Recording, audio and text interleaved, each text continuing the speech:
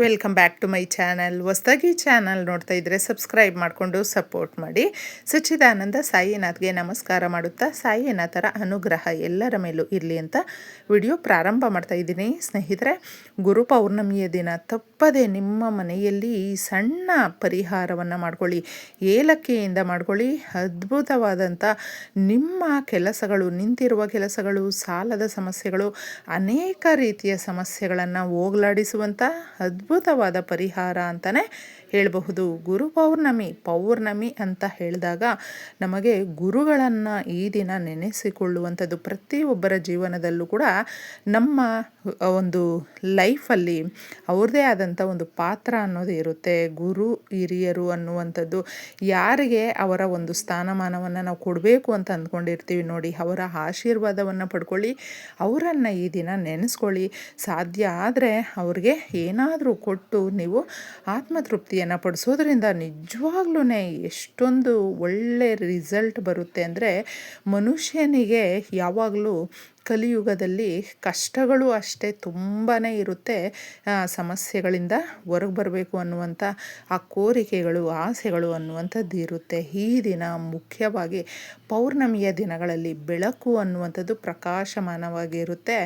ಈ ದಿನ ನೀವು ಚಂದ್ರನನ್ನು ನೋಡ್ತಾ ನಿಮ್ಮ ಇಷ್ಟಾರ್ಥಗಳನ್ನು ಹೇಳ್ಕೊಳ್ಳೋದ್ರಿಂದ ಬೇಗ ಫಲಿಸುತ್ತೆ. ಮನೆಯಲ್ಲಿ ಕೌಟುಂಬಿಕ ಸಮಸ್ಯೆಗಳು ಇದ್ದರೆ ಅಥವಾ ವ್ಯಾವಹಾರಿಕ ಸಮಸ್ಯೆಗಳು ಇದ್ದಾಗ ಅದನ್ನು ಬಗೆಹರಿಸ್ಕೊಳ್ಳೋದಕ್ಕೆ ಎಷ್ಟೋ ಜನಕ್ಕೆ ಮದುವೆ ವಿಳಂಬ ಆಗ್ತಾ ಇರುತ್ತೆ. ದೊಡ್ಡ ದೊಡ್ಡ ಕೋರಿಕೆಗಳು, ಮನೆ ಕಟ್ಟೋದಕ್ಕೆ ಅರ್ಧಕ್ಕೆ ನಿಂತಿರುತ್ತೆ. ಅವರುಗಳು ಓಂ ಚಂದ್ರದೇವಾಯ ನಮಃ. ಚಂದ್ರನು ಬಂದು ಮನಸ್ಸಿನ ಕಾರಕ.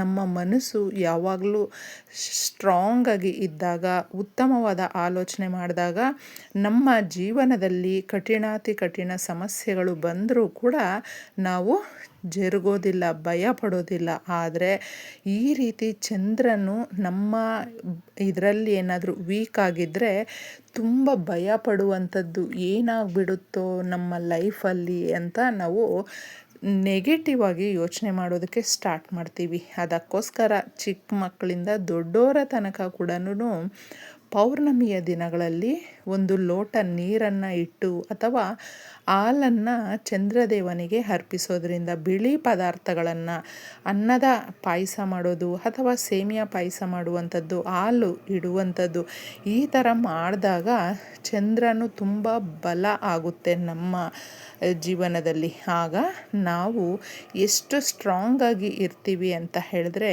ನಿಮಗೆ ಆಶ್ಚರ್ಯ ಆಗುತ್ತೆ. ಈ ಸಣ್ಣ ಕೆಲಸವನ್ನು ಮಾಡಿಕೊಳ್ಳಿ. ಸುಗಂಧ ಭರಿತವಾಗಿರುವಂಥ ಏಲಕ್ಕಿಗಳಿಂದ ಮಾಡುವಂಥ ಪರಿಹಾರ.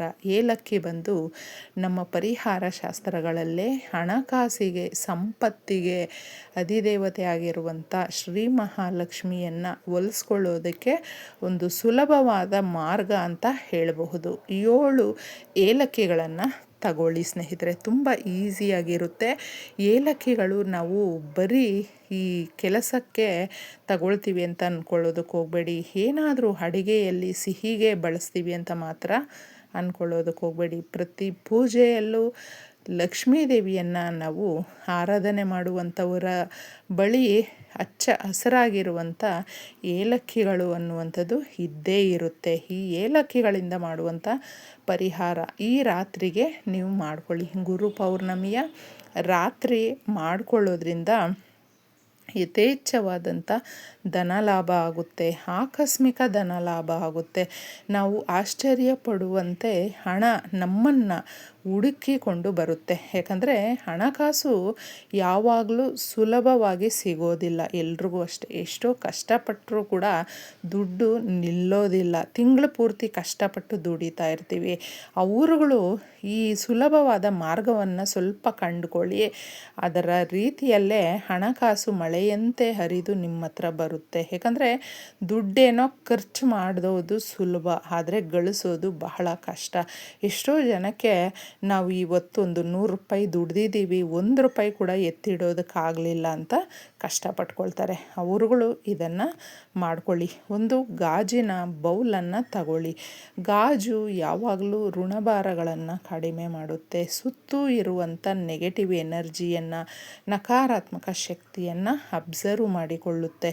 ಪಂಚಭೂತಗಳಲ್ಲಿ ಒಂದಾಗಿರುವಂಥ ನೀರು ನೆನಪಿನ ಶಕ್ತಿ ಜಾಸ್ತಿ ಇರುತ್ತೆ. ನಾವು ಏನು ಹೇಳ್ತೀವಿ ನೋಡಿ, ಏನು ಸಮಸ್ಯೆಗಳನ್ನು ಹೇಳ್ತೀವಿ ಅದನ್ನು ಅದು ಹಿಡಿದಿಟ್ಕೊಳ್ಳುತ್ತೆ. ನಮ್ಮ ಮನಸ್ಸಿನ ಭಾರವನ್ನು, ಕಷ್ಟವನ್ನು, ಕಣ್ಣೀರು, ಬಾಧೆಯನ್ನು, ಮನೆಯಲ್ಲಿ ಇರುವಂಥ ದರಿದ್ರವನ್ನು ದೂರ ಮಾಡುವಂಥ ಶಕ್ತಿ ನೀರಿಗೆ ಇದೆ.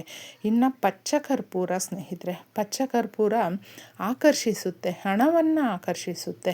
ಅದಕ್ಕೆ ನಾವು ದುಡ್ಡಿಡುವಂಥ ಜಾಗದಲ್ಲಿ, ಒಡವೆಗಳು ಇಡುವಂಥ ಜಾಗದಲ್ಲಿ, ದೇವ್ರ ಮನೆಯಲ್ಲಿ ಸ್ವಲ್ಪ ಪುಡಿ ಮಾಡಿ ಹಾಗೆ ಒಂದೊಂದು ಬಿಲ್ಲೆಯನ್ನು ಇಡೋದ್ರಿಂದ ಸುಗಂಧಭರಿತವಾಗಿರುವಂಥ ಆ ಘಮ ಎಲ್ಲ ಕಡೆ ಹರಡುತ್ತೆ. ಆಗ ಪಾಸಿಟಿವ್ ಎನರ್ಜಿ ಅನ್ನುವಂಥದ್ದು ಮನೆಯ ತುಂಬ ಸ್ಪ್ರೆಡ್ ಆಗುತ್ತೆ. ಆಗ ಒಳ್ಳೆ ಕಾರ್ಯಗಳು ಮಾಡುವಂಥ ಕೈಗೂಡುತ್ತೆ ನಮಗೆ ಅಂತ ಹೇಳಬಹುದು. ಪಚ್ಚಕರ್ಪೂರವನ್ನು ಸ್ವಲ್ಪನೇ ತಗೊಳ್ಳಿ. ಇದಕ್ಕೇನು ನಮಗೆ ಜಾಸ್ತಿ ಬೇಕು ಅಂತಿಲ್ಲ. ನೋಡಿ, ಮನೆಯಲ್ಲೇ ಇರುವಂಥ ಈ ಎರಡೇ ವಸ್ತುಗಳನ್ನು ನೀವು ತಗೊಂಡು ಮಾಡ್ಕೊಳ್ಳೋದ್ರಿಂದ ಉತ್ತಮವಾದಂಥ ಫಲವನ್ನು ನೋಡ್ತೀರಾ. ಒಂದು ಬೌಲಲ್ಲಿ, ಅದು ಗಾಜಿನ ಬೌಲು, ಚಿಕ್ಕದೋ ದೊಡ್ಡದೋ ತಗೊಳ್ಳಿ. ಅದರಲ್ಲಿ ಶುದ್ಧವಾಗಿರುವಂಥ ನೀರನ್ನು ಇಟ್ಕೊಳ್ಳಿ. ಸ್ವಲ್ಪ ಹಾಕಿ, ಏಲಕ್ಕಿಗಳು ಹಸಿರಾಗಿ ಇರುವಂಥದ್ದನ್ನು ಒಡೆದೋಗಿ ಇರಬಾರ್ದು. ಸೀಡ್ಸ್ ಎಲ್ಲ ಹೊರಗಡೆ ಕಾಣುವಂತೆ ಇರುತ್ತೆ ಕೆಲವೊಂದು. ಅದನ್ನು ನೋಡಿಕೊಂಡು ಚೆನ್ನಾಗಿರುವಂಥ ಏಲಕ್ಕಿಗಳನ್ನು ಇದರಲ್ಲಿ ಹಾಕಬೇಕು. ಹಾಕಿದ್ದೆ ಸ್ವಲ್ಪ ಪಚ್ಚಕರ್ಪೂರವನ್ನು ನೀವು ಪುಡಿ ಮಾಡಿ ಇದ್ರ ಒಳಗಡೆ ಸ್ಪ್ರೆಡ್ ಮಾಡಬೇಕು. ಮಾಡಿದ್ದೆ ಕೈಯಲ್ಲಿ ನೀವು ಇಟ್ಕೊಂಡು ಕೇಳ್ಕೊಳ್ಬೇಕು ಸ್ನೇಹಿತರೆ. ದೇವ್ರ ಮನೆಯಲ್ಲಿ ಸಾಧ್ಯ ಆದರೆ ದೀಪವನ್ನು ಹಚ್ಚಿ, ತಾಯಿ, ನಮ್ಮ ಮನೆಯಲ್ಲಿ ಈ ರೀತಿ ಸಮಸ್ಯೆಗಳು ಇದೆ, ವ್ಯಾವಹಾರಿಕ ಸಮಸ್ಯೆಗಳಿದೆ, ಸಾಂಸಾರಿಕ ಸಮಸ್ಯೆಗಳಿದೆ, ನಮಗೆ 10 ಹಲವು ಕಷ್ಟಗಳಿದೆ, ಅದನ್ನು ನೀಗಿಸೋದಕ್ಕೆ ದಾರಿಯನ್ನು ತೋರಿಸಮ್ಮ ಅಂತ ಕೇಳ್ಕೊಂಡಿದ್ದೆ. ನಿಮ್ಮ ಮನೆ ಒಳಗಡೆ ಈಶಾನ್ಯ ಮೂಲೆ ಯಾವ ಡೈರೆಕ್ಷನ್ನಲ್ಲಿ ನೋಡ್ಕೊಂಡಿದ್ದೆ, ಯಾವ ಕಡೆ ಬರುತ್ತೆ ಅನ್ನೋದು ನೀವು ನೋಡ್ಕೊಳ್ಬೇಕಾಗುತ್ತೆ. ಅಂದರೆ ನಮಗೆ ಆ ಜಾಗ ಕ್ಲೀನಾಗಿರಬೇಕು ಯಾವಾಗಲೂ ಅಷ್ಟೇ ಸ್ನೇಹಿತರೆ. ಆ ಜಾಗದಲ್ಲಿ ನೀಟಾಗಿ ಒರೆಸ್ಬಿಟ್ಟಿದ್ದೆ ಈ ಬೌಲನ್ನು ಇಟ್ಟುಬಿಡಿ. ರಾತ್ರಿ ಪೂರ್ತಿ ಇದನ್ನು ಇಟ್ಟು ನೀವು ಪ್ರಾರ್ಥನೆ ಮಾಡಿಕೊಂಡು ಕೇಳಿಕೊಂಡು ಅದ್ರ ಮೇಲೆ ಯಾವುದೇ ರೀತಿಯಾದಂಥ ಲಿಡ್ಡನ್ನು ಕ್ಲೋಸ್ ಮಾಡುವ ಅವಶ್ಯಕತೆ ಇಲ್ಲ, ಮಾಡೋ ಹಾಗಿಲ್ಲ. ಹಾಗೆ ಡೈರೆಕ್ಟಾಗಿ ಬಿಟ್ಟುಬಿಡಿ.